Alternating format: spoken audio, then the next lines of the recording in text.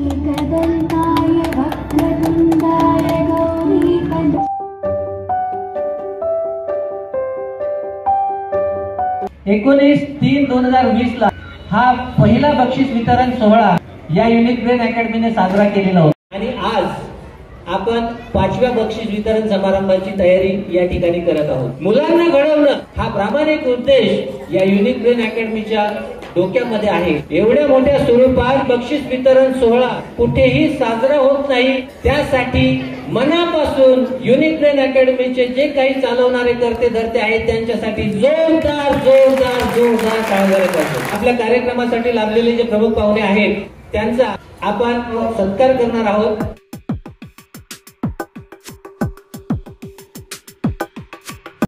Unique brain academy हे जे आपण डॉक्टर लावलं त्यामागे सुरुवात करण्याचं जे महत्वाचं कारण आहे ते म्हणजे आता मी गेली 20 ते 23 वर्ष पत्रकार एक सर्वसामान्य पत्रकारापासून तर संपादक या पोस्टवर काम केले। सोशली काम करताना एज्युकेशन सेक्टरमध्ये अशा अनेक गोष्टी दिसून आल्या। आपण भारताने जी काही एज्युकेशन सिस्टीम आपण चालवतो इंग्रजांपासून, तर ही प्रामुख्याने थेरॉटिकल एज्युकेशन सिस्टीम आहे। ज्या इंग्रजांनी आपल्याला ही एज्युकेशन सिस्टीम दिली त्यांनी गेल्या 50 वर्षापूर्वीच ती त्यांच्याकडून पूर्णपणे बाजूला केलेली आहे। 80 to 90% पूर्णपणे ते प्रॅक्टिकल एज्युकेशन देतात आणि आपण 80 to 90% थेरॉटिकल एज्युकेशन देतो। ज्या देशामध्ये एज्युकेशन सिस्टमवर फोकस केला जातो त्या देशाची प्रगती त्या पद्धतीने होते। रिसर्च जे केले जातात आणि त्याच्यानंतर फायनली त्या रिसर्चला जे पेटंट मिळतं ते पेटंट मिळण्याची जर आपण गुगलवर सर्च केला तर मोस्ट ऑफ जापान प्रत्येक वर्षी टॉपला नंबर 1 ला दिसतं आणि त्यांचे पेटंट असतात तकरीबन 20,000 ते 25,000च्या पुढे पेटंट असतात। पण ह्या लिस्टमध्ये आपण जर आपल्या देशाचं नाव शोधायला गेलो तर ते कुठेतरी शेकड्यामध्ये आहे। या देशातला जो ब्रेन आहे त्या ब्रेनवर काम कसं होतं। आता हे ब्रेनवर काम करण्यासाठी आपली जी काही एज्युकेशन सिस्टीम मध्ये ज्या थेरॉटिकल सब्जेक्ट आहेत ते पूर्णपणे सक्षम आहेत का, तर निश्चितपणे नाहीये। तर आम्ही ह्या दृष्टीने विचार केला की हे देश नेमके काय करतायत, पण त्यांनी तो सिलेबस कंटिन्यू नाही केला। तर त्यांनी काय केलं की वेळ परत्वे याच्यामध्ये काय बदल केला पाहिजे, कुठली अशी गरज आहे की जी ती केल्यानंतर आपले मुलं आज ज्या ठिकाणी आहेत त्यांची ज्या स्ट्रेंथचा जे वापर करता आहेत त्याच्यापेक्षा जास्त स्ट्रेंथचा वापर कसा करता येईल, आपण ब्रेनवर काम करायला पाहिजे। मनुष्य प्राणी ऑल ह्युमन बिंगचं जे एज्युकेशन सिस्टीम आहे, शिकण्याची पद्धत आहे ती काय आहे, तर ते पाहतात, ऐकतात आणि शिकतात। म्हणजे आपला ब्रेन जो आहे तो सेल्फ डेव्हलप आहे, खूप मोठी ताकद त्याच्यामध्ये आहे, पण आपण ती काय करत नाहीये, युटिलाइज करत नाही।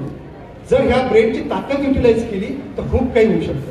तर जापाननी अबॅकस सारखा जो कोर्स सुरुवात केला त्याच्या मागे कारण हेच होतं की आपल्या मुलांना ब्रेनच्या माध्यमातून कसं डेव्हलप करायचं। अबॅकस हा 100% प्रॅक्टिकल एज्युकेशन कोर्स आहे। दॅट्स वाय जे काही डेव्हलपमेंट त्यांच्यामध्ये होत आहे ती कशा पद्धतीने होतीये, तर ती मोस्ट ऑफ खूप मोठ्या प्रमाणात स्पीडमध्ये होती। त्याच्यामध्ये काय डेव्हलप होतंय, तर त्यांचं कॉन्सन्ट्रेशन वाढते। ब्रेनमध्ये जे लेफ्ट ब्रेन राईट ब्रेन आहे त्या दोन्ही ब्रेनचा जो काही पॉवर आहे ते पॉवर वापरले जात आहे। मग अशा ज्या गोष्टी आहेत त्या ब्रेनशी रिलेटेड आहे। तर mathematics is one of the part of abacus. ठीक आहे, तो पार्ट 10% जरूर आहे, पण बाकी 90% त्याचा फायदा तुमच्या मुलांना होणार आहे। आता बऱ्याचशा वेळेस आपल्याकडे काही खूप चांगलं असतं पण ते आपल्याला माहित नसतं।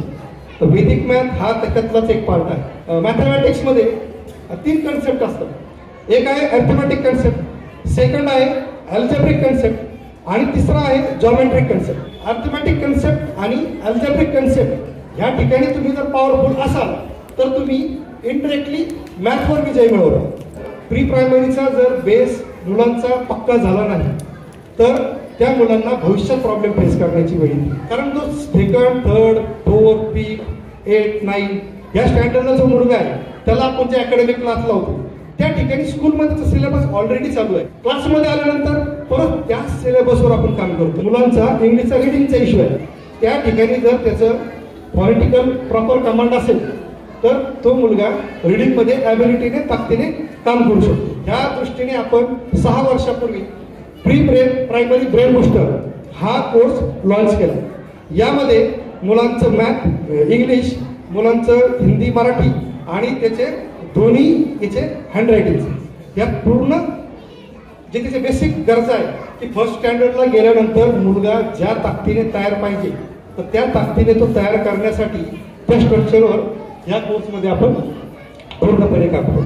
ज्यावेळेस आम्ही सुरुवात केली एकच आमचं युनिट होतं, त्याच्यानंतर 2-3 ब्रांचेस झाल्या नाशिकमध्ये की जास्तीत जास्त लोकांपर्यंत जर एवढे उत्कृष्ट आणि चांगले कन्सेप्ट आहेत तर मग ते कसे जायला पाहिजे, काय केलं पाहिजे, त्याच्यासाठी आपण या सगळ्या कोर्सचे फ्रँचायझी मॉडेल्स आपण तयार केले. त्याच्यामध्ये abacus franchise, Vedic math franchise, फोनिक्सची फ्रँचायझी, इंग्लिश मराठी हँडरायटिंगसाठी आणि प्री ब्रेन बूस्टरसाठी या माध्यमातून आपण फ्रँचायझी मॉडेल सुरुवात केलं. नाशिकमधून दुसऱ्या जिल्ह्यामध्ये, जिल्ह्यामधून दुसऱ्या राज्यामध्ये, राज्यामधून दुसऱ्या देशांमध्ये, आता आपण तब्बल 9 देशांमध्ये आपल्या फ्रँचायझी आहे. तर आपण आता ह्या वर्षाच्या मध्यापासून अकॅडमिक क्लासेस लॉन्च केले. तर ह्या ठिकाणी आपण आता एक मॉडेल असं तयार केलंय की 50% आपण सिलेबसवर काम करणार आहोत आणि त्या मुलाचा ज्या स्टेजला प्रॉब्लेम आहे तो त्याच्यामध्ये कसा सॉल्व्ह आणि त्याचबरोबर त्याच्या ब्रेनवर कसं काम आहे. आपल्याला असं वाटतं आपल्या मुलांच्या ब्रेनची कुवत ही फक्त 100 मार्क्सची आहे, तर बिलकुल नाही.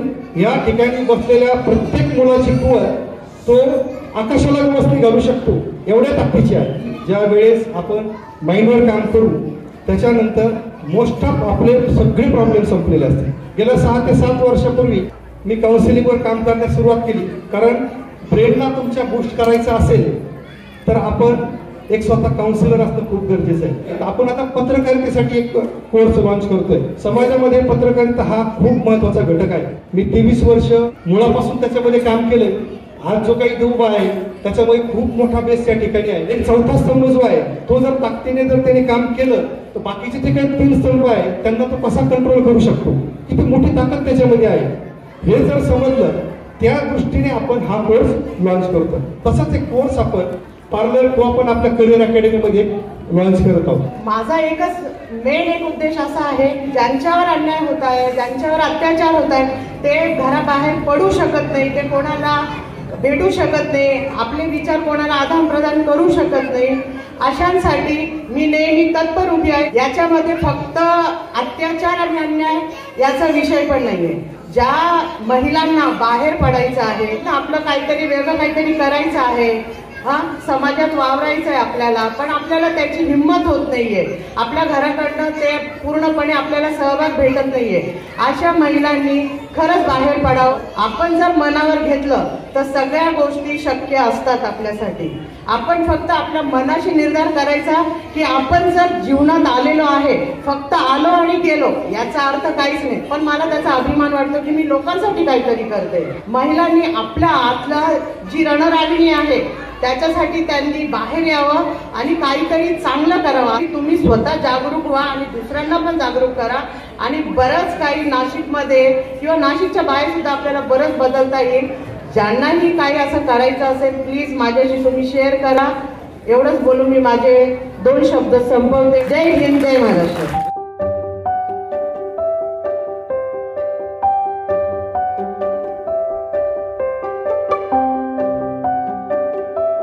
सर आणि मॅडम आहेत त्यांचं पण खूप मोठं कौतुक आहे की ते एवढे मुलं घडवत आहेत.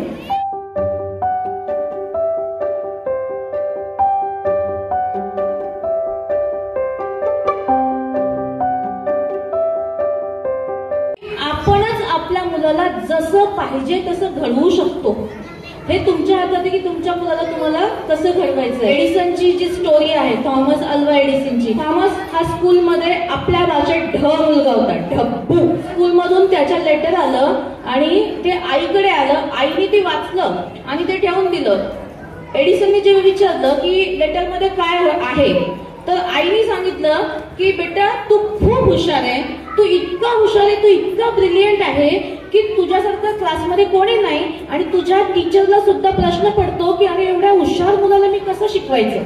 म्हणून त्यांनी सांगितलं की आता आमच्याकडनं या इतक्या ब्रिलियंट मुलाला शिकवू नाही शकत, म्हणून आता प्लीज तुम्ही घरी त्याला शिकवायला सुरुवात करा. एडिसन सायंटिस्ट झाले, तुम्हाला सगळ्यांना माहिती आहे त्यांनी काय काय शोध लावले. एक दिवस एडिसन त्यांच्या सायन्स लॅब मध्ये वर्क करत होते आणि जुन्या वस्तू शोधता शोधता एका कपाटात ते टीचरने लिहिलेलं लेटर त्यांना मिळालं. त्या लेटर बघून त्यांच्या डोळ्यातून आसू आले, कारण त्या लेटर मध्ये लिहिलं होतं आपल्या भाषेत की तुमचा मुलगा एकदम डब्बू आहे, आम्ही त्याला अशा मुलाला शाळेमध्ये ठेवू नाही शकत, त्याच्यामुळे तुम्ही तुमचं बघा. स्टोरीवरनं आपल्याला फक्त एवढंच शिकायचं आहे की आपली मुलं त्यांचा ब्रेन कसा वर्क करतोय, काय करतोय, हे त्यांचं करिअर, त्यांचं फ्युचर ठरवत नाही. हे तुमच्या हातात आहे, तुमच्या मुलाला कसं घडवायचं आहे. कधीच मुलांसमोर निगेटिव्ह कमेंट करू नका, तू डब्बू आहे, तू असं आहे, तू तसं आहे.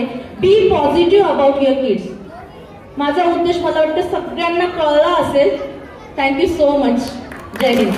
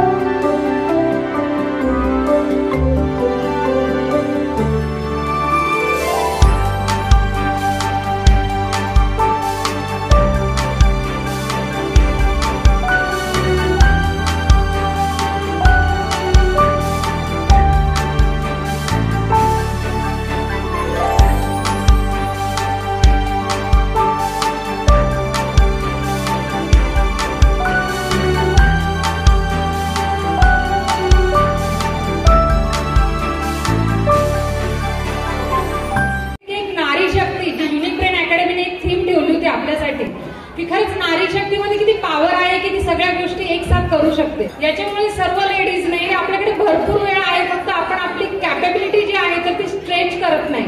त्याच्यामुळे प्रत्येक लेडीजने जी आपलं क्षितिज आहे त्याच्या पार जाऊन काम केलं पाहिजे, तेव्हा आपल्या फॅमिलीला आपला आनंद होतो आणि आदर वाटतो. आणि आपला आदर जोपासण्यासाठी आपण पुढे गेलं पाहिजे, एवढंच मी सगळ्यांना सांगू इच्छिते.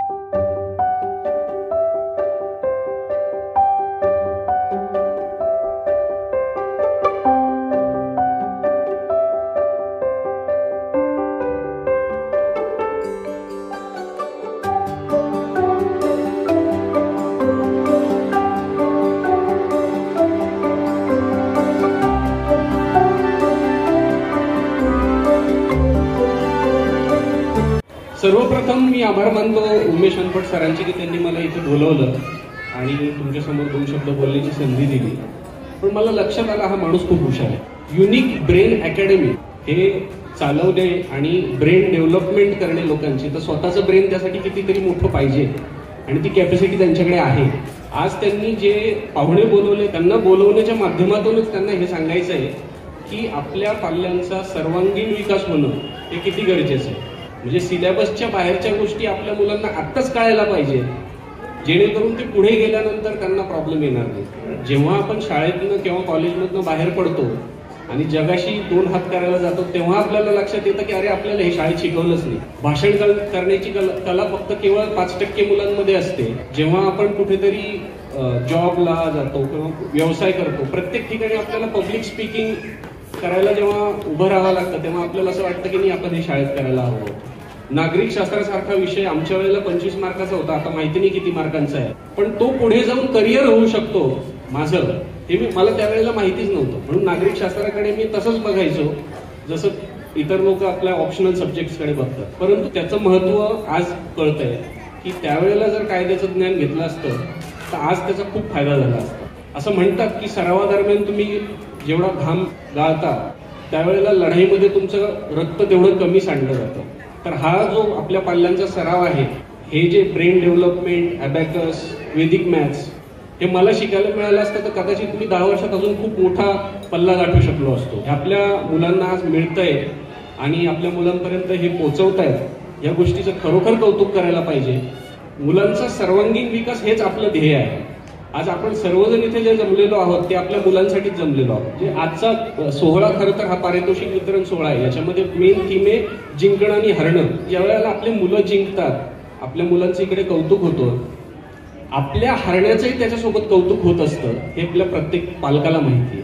कारण प्रत्येक मुलाच्या पाठीमागे, प्रत्येक मुलाच्या जिंकण्याच्या पाठीमागे त्याच्या पालकांची रात्रंदिवस केलेली मेहनत असते. एक छोटीशी मुलगी इथे ड्रॉइंग कॉम्पिटिशन मध्ये तिला प्राइज मिळालं. मला ती मुलगी दिसत असताना तिचे आईवडील दिसत होते की त्यांनी तिच्यावरती किती मेहनत घेतली असेल, कारण तिच्या हातून ते ड्रॉइंग घडावं ही त्यांची किती इच्छा होती आणि त्यांचा किती त्याच्यामध्ये त्याग होता. त्या त्यागाला सलाम.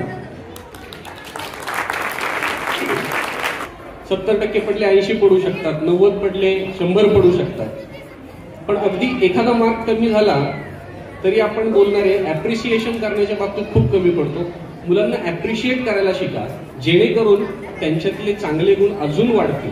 एक छोटीशी गोष्ट सांगेन की जे यशस्वी होतात त्यांच्यावरती एक जबाबदारी असते, जे अयशस्वी झाले त्यांना यशाचा मार्ग दाखवण्याची. अपयश हे इतकं शिकवून जातं. माझ्या आयुष्यात मला असे प्राइजेस कधीच मिळाले नाही आणि कदाचित त्यामुळे मी आज जो काय घडलोय तो त्या अपयशांमधून घडलोय असं मला वाटतं. एक दिवस मी माझ्या वडिलांना असंच वार्षिक स्नेहसंमेलनाचा आणि पारितोषिक वितरणाच्या कार्यक्रमात मी घरी आलो, 3 तास वगैरे बसून घरी आलो आणि मला काहीच मिळालेलं नव्हतं. मी वडिलांना विचारलं मला का नाही मिळालं काही. त्यांनी मला एक गोष्ट सांगितली त्यावेळेला की आज मी तुमच्याशी शेअर करावीशी वाटते मला. त्यांनी सांगितलं बाळा, तू जिंकलास तर तुझी वाढ थांबते. तुला कळून जातं की आपण जे काही केलं ते पुरेसं आहे, पण जर तू हरलास तर तू हा विचार करायला लागतो की मी का हरलो, मला का नाही मिळालं, आणि तू स्वतःची क्षमता वाढवायला लागतो. आणि त्यावेळेला त्यांनी एक मला वाक्य लिहून दिलंय का कागदावर, तो कागद अजूनही मी जपून ठेवलेला आहे. Winning is great but learning is greater. यश आपलं कौतुक करतं, पण अपयश आपल्याला जे काही शिकवून जातं ते यश कधीच शिकवू शकत नाही. कायद्याच्या क्षेत्राबद्दल अनेक गैरसमज लोकांच्या मनामध्ये आहे. कायदा हा सर्वसामान्यांसाठी आहे, कायदा हा प्रत्येक माणसासाठी आहे. मी अनेक वेळा बघतो की रीलवरून, युट्यूबवरून अनेक लोक कायद्याचा अभ्यास करतात. अशा पद्धतीने कुठल्याही संस्थेमध्ये किंवा सिस्टममध्ये कायदा इतका हलक्या लेवलचा नसतो की कोणीही जाऊन तिथे आरडाओरडा करून अन्याय करू शकेल किंवा त्याची बाजू खरी करून घेऊ शकेल. कायदा हा सगळ्यांसाठी असतो. सरांनी जसं सांगितलं की त्यांच्या या युनिक ब्रेन अकॅडमीच्या माध्यमातून त्यांनी लीगल सेल, लीगल सर्व्हिसेस ही एक नवीन सुरुवात केलेली आहे. तर त्याच्याबद्दल मी तर कायम बांधील आहेच, पण माझ्यासारखे अनेक स्वतः अनपढ सर ॲडव्होकेट आहेत, अत्यंत सुंदर काम करतात आणि त्यांची कायद्याची जाण खूप चांगली आहे. मला कधी कधी असं वाटतं या माणसाचं ब्रेन एकदा काढून तपासावा की नेमकं असं काय डेव्हलपमेंट झालेलं आहे, कुठला अभ्यास यांनी शिकलंय लहानपणी, की ह्या माणसाला कुठलं क्षेत्र असं वाटत नाही की मी या क्षेत्रात काही करू शकत नाही. Multi talented. मी केवळ एका क्षेत्रात काम करूनही थकून जातो, पण हा माणूस रात्रंदिवस पत्रकारिता, कायदा, एज्युकेशन आणि अजून काय काय भरपूर काही हा माणूस करतो आणि तरी अजिबात थकत नाही प्रत्येक गोष्टीत. आता इतक्या वेळचे ते स्वतः उभे आहेत, मला ह्या एनर्जीचं कौतुक करावं असं वाटतं. आज सगळ्यांना बक्षिसं मिळाले, बऱ्याच लोकांचं कौतुक झालं, पण एका माणसाचं कौतुक आपण करायचं राहिलोय ते म्हणजे स्वतः अनपढ सर. मी त्यांच्यासाठी भारतीय संविधानाची एक प्रत त्यांचं पारितोषिक म्हणून आणलेलं आहे, कारण आपल्या सगळ्यांसाठी ते इतकं मेहनत करतात, इतकं झटतात, तर आपण त्यांचं कौतुक करणे लागतो. म्हणून मी अनपढ सरांना विनंती करेन की त्यांनी हा सन्मान स्वीकारावा. मी वहिनींनाही विनंती करेन की त्यांनी त्यांच्याबरोबर यावं, कारण behind every successful man there is a woman. मी अनपढ सरांच्या आईवडिलांनाही विनंती करेन की त्यांनी या ठिकाणी यावं. आता मी जे पुस्तक सरांना भेट दिलेलं आहे, भारताचे संविधान, आपण ज्या सिस्टीम मध्ये राहतो, आपण ज्या कायद्याच्या खाली वावरतो, त्या कायद्याचं ज्ञान आपल्यालाही पाहिजे आणि आपल्या मुलांनाही पाहिजे. म्हणून मी प्रत्येकाला विनंती करेन की भारतीय संविधानाची एक प्रत आपल्या घरात ठेवा आणि ती आपल्या मुलांना आणि स्वतःही वाचा आणि आपल्या मुलांनाही वाचायला द्या, जेणेकरून आपण ज्या सिस्टीमचा भाग आहोत ती सिस्टीम काय हे आपल्याला लक्षात येईल. धन्यवाद. जय हिंद, जय महाराष्ट्र.